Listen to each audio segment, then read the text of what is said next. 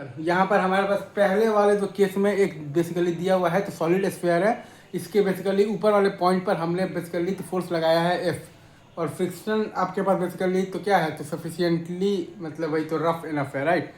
जो भी आपके पास सरफेस है वो क्या है आपके पास सफिशिएंटली रफ इनफ है।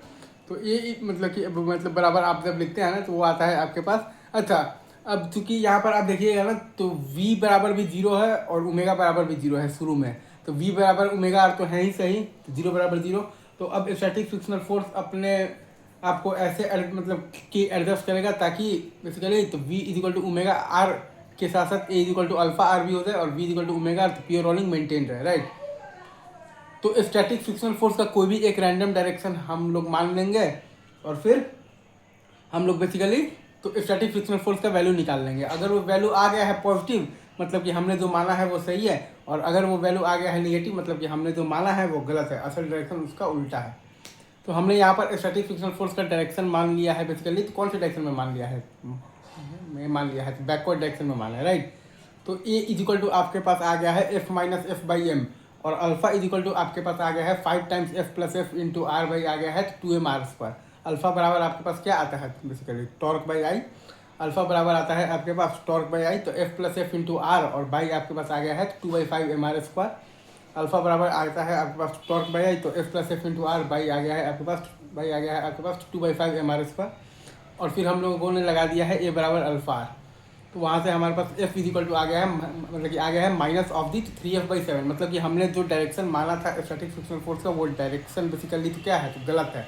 तो असल में आपके पास frictional force static frictional force लग रहा है 3f/7 है, वो लग रहा है आपका बेसिकली आगे की तरफ।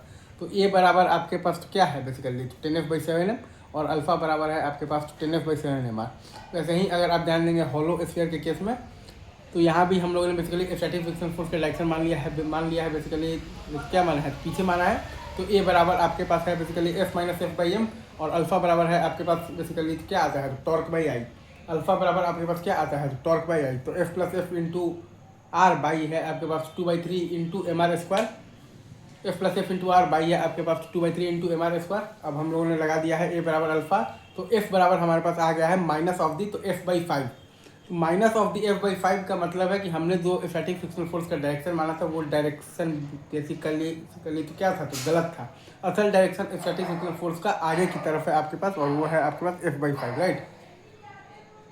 तो वहाँ से आपके पास फिर से एक्सलेशन ए का वैल्यू आ गया है 6f बाई आ गया है 5m, A is equal to 6f/5m। तो अल्फा बराबर आपके पास आ गया है 6f बाई है आपके पास 5mr, right sir, is it true? ये दोनों ही केसेस में आप देखिएगा तो शुरू में तो v बराबर भी जीरो है और ओमेगा बराबर जीरो है। तो v बराबर ओमेगा आर है, जीरो बराबर जीरो है, मतलब कि v is equal to omega r तो है ही सही। अब बस मतलब कि स्टैटिक फ्रिक्शनल फोर्स तो खुद को ऐसे एडजस्ट करेगा ताकि v is equal to omega are के साथ साथ a is equal to alpha are भी हो जाए, और तो v is equal to omega R pure rolling maintain रहे, right sir, is it true? I guess आप ये पूरा प्रोसीजर आप समझ गए।